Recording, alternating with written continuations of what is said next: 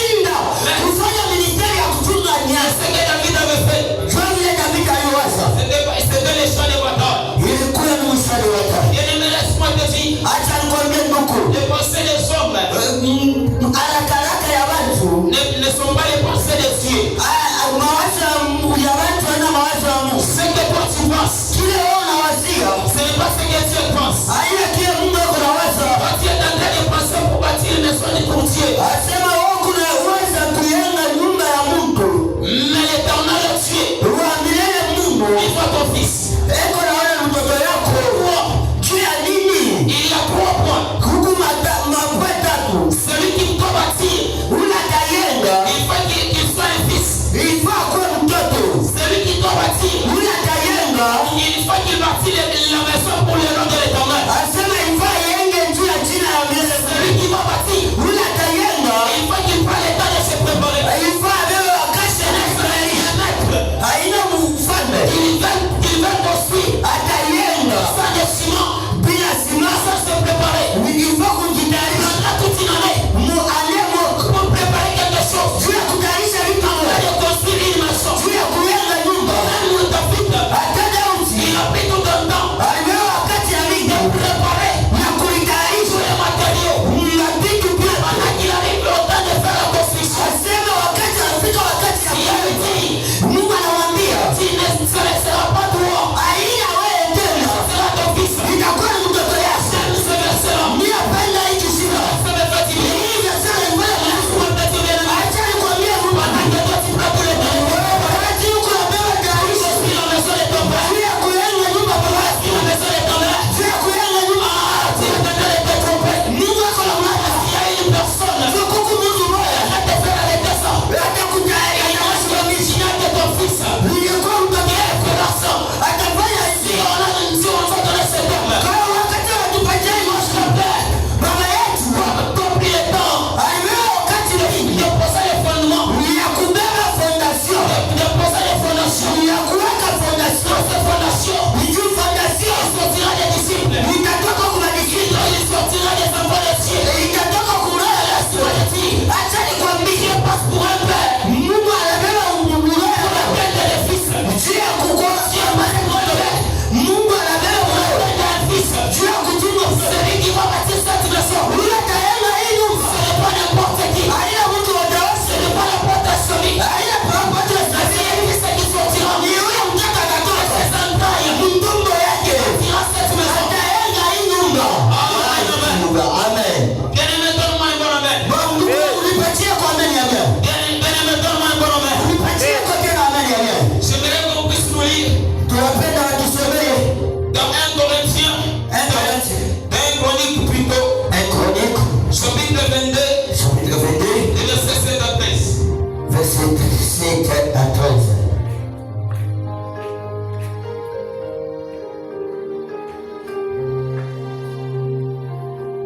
Chronique, chapitre 22, 6 à 13.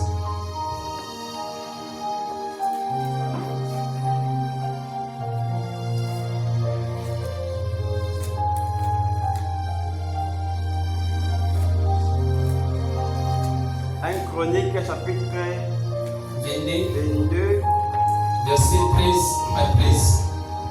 verset 13. À 13. Verset 13 à 16.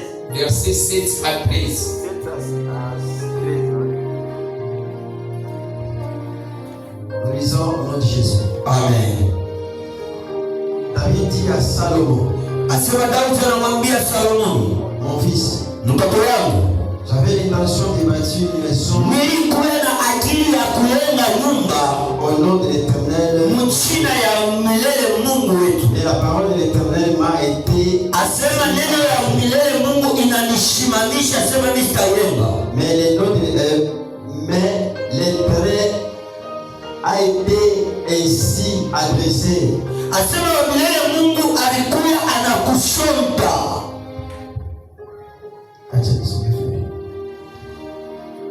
Tu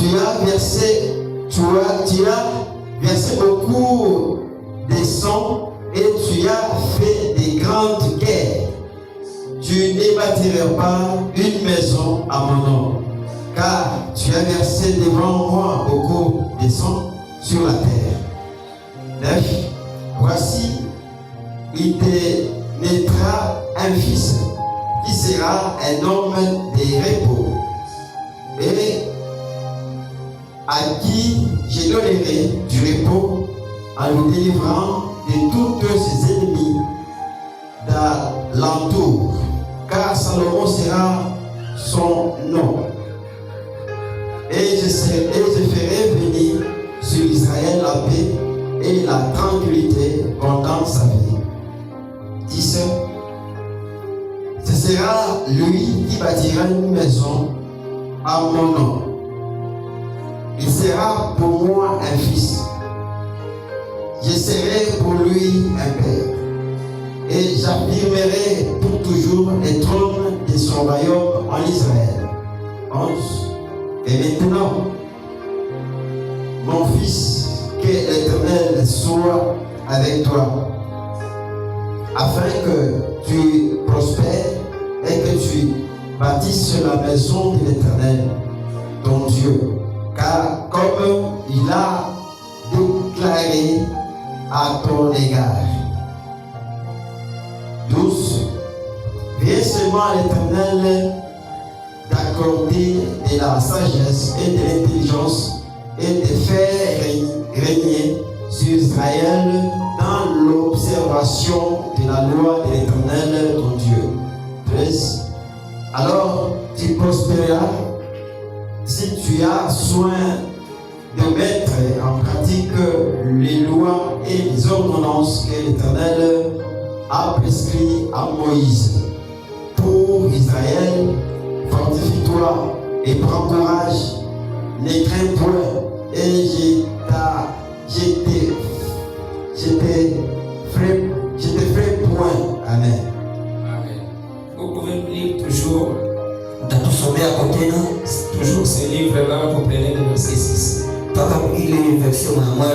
Verset 6.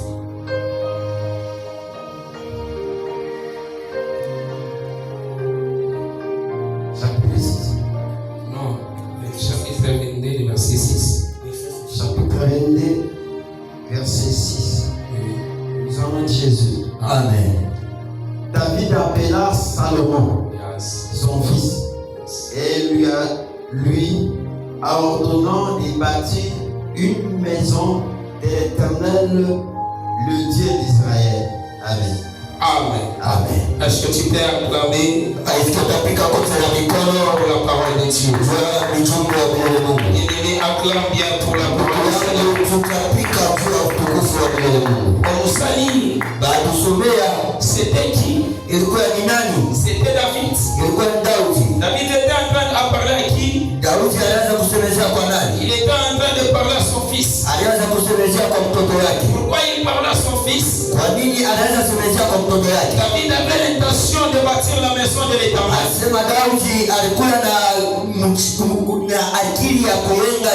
Mais l'Éternel lui dit, il te naîtra un fils. Celui qui bâtira ma maison. Je t'avais bien dit, les pensées ne sont pas les pensées de Dieu. C'est que toi tu penses. Il peut arriver un moment, tu peux tout arrêter. Pourquoi? Parce que ce que tu fais, ça ne te concerne pas. Toi tu es en train de faire juste de préparer des matériaux. Afin que le fils qui viendra de tes entrailles puisse commencer ce que toi tu as voulu préparer. Bien-aimé, il y a deux temps. Le premier temps c'était le temps de David. Et le deuxième temps c'était le temps de Salomon. Le temps de David, David était roi. Il a voulu construire une maison pour Dieu.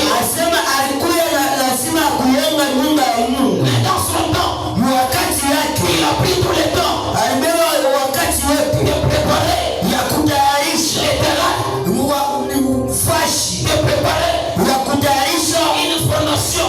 Afin que dans le temps de Moïse puisse venir et qu'il commence à faire à construire.